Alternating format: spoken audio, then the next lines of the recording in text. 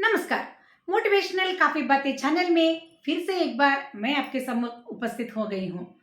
आपके घर में छोटे बच्चे खाना खाते समय स्मार्टफोन देख रहे हैं या आपके घर में बच्चों के आंखों पर चश्मा है?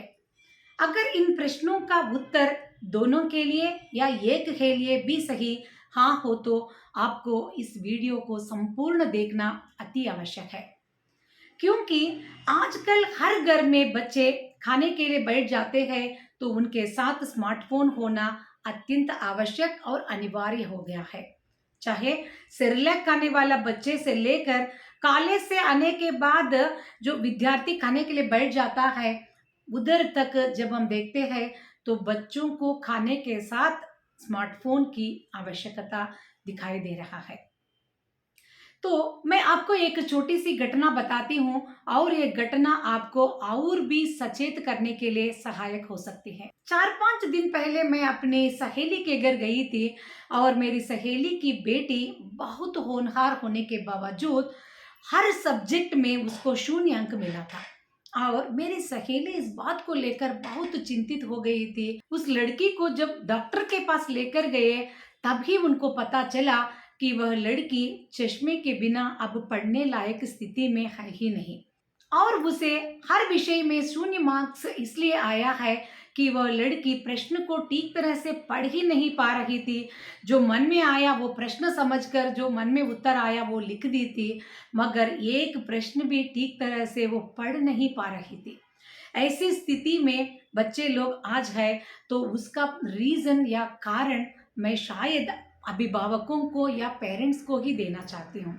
क्योंकि जब पहली बार हम अपने बच्चों के साथ बैठकर खाना खिलाने की कोशिश करते हुए एक बार मोबाइल या स्मार्टफ़ोन दिखाया है, तो वो एक आदत के रूप में रोज़-रोज़ ऐसा है हम करते जा रहे थे और अब वह लत के रूप में बदल गया है।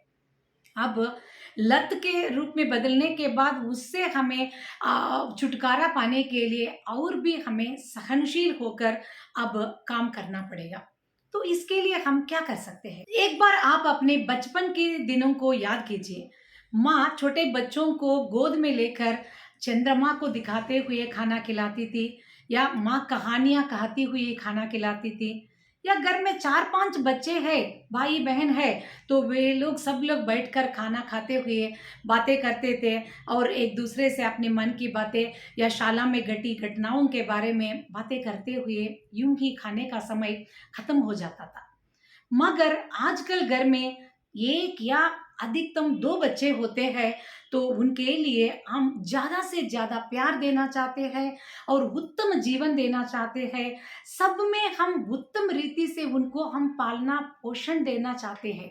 मगर इस भगदौड़ की ज़िंदगी में हम उनको सब में उत्तम देने की कोशिश में हमारे जीवन से बदतर अधम जीवन तक उनको हम ले जाने की कोशिश कर रहे हैं। यह अनजाने में होने वाली ही गलती ही सही, मगर यहाँ हमें थोड़ा रुक कर सचेत होकर हमें उस गलती को ठीक करना ही चाहिए।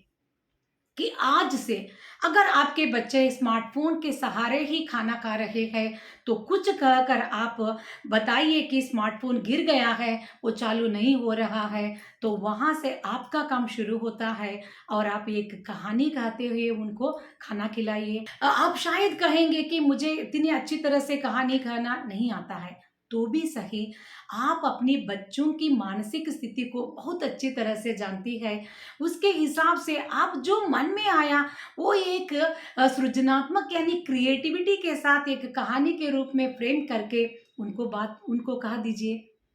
अगर आप कहानी कहना भी नहीं चाहती है तो भी सही, आपके बचपन में, आपके शाला के दिनों में घटी अनेक ऐसी घटनाएँ होती हैं, उनके बारे में अपने बच्चों के साथ आप बाँटिए। आपको भी ऐसा एक लंच का समय, एक प्रत्येक समय हो जाता है कि आपके शाला के दिनों की घटनाओं को या बचपन की घटनाओं को अपने बच्चों के साथ बाँटने का सुनहरा समय होता है। और बच्चे भी आपकी बातें सुनते-सुनते आपके बारे में भी जानने की कोशिश करेंगे और वे अनेक ऐसे विचारों के बारे में जानने की कोशिश करेंगे और मुख्यतः स्मार्टफ़ोन से दूर रहते हुए आपके और बच्चों के बीच में जो संबंध और भी घनिष्ठ होता जाएगा। और इतने सारे विचार है कि हर लंच टाइम को आप एक लर्निंग टाइम के रूप में परिवर्तित कर सकती है। और आप हर माँ अगर ऐसा कर सकती है तो बच्चों के लिए और कोई एंटरटेनमेंट साधन या स्मार्टफोन की ज़रूरत ही नहीं पड़ेगी।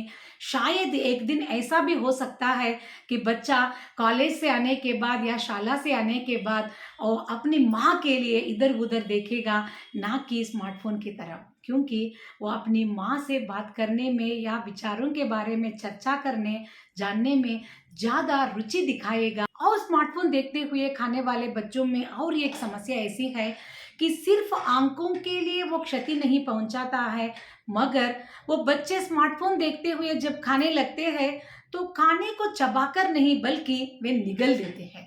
तो इस प्रकार से उनके लिए पाचन की भी समस्याएं हो सकती हैं।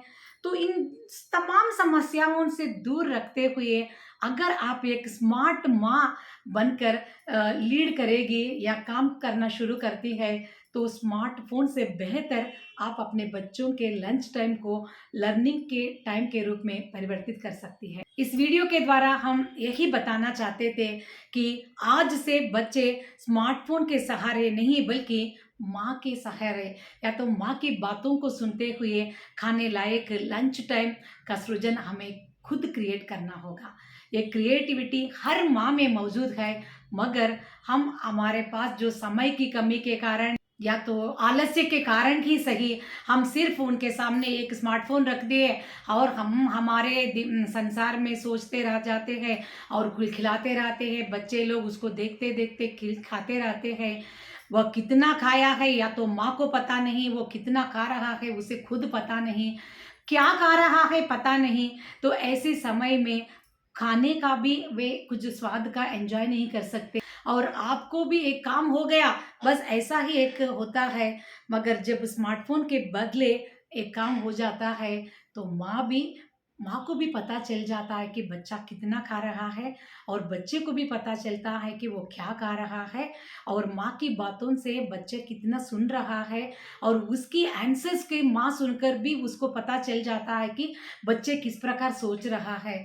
ऐसे अनेक ऐसे विचारों का एक श्रृंखला आप लंच टाइम के साथ आप कनेक्ट कर सकते हैं। मोटिवेशनल काफ़ी बातें चैनल के वीडियोस को आप भी अपने फ्रेंड्स के साथ शेयर कीजिएगा।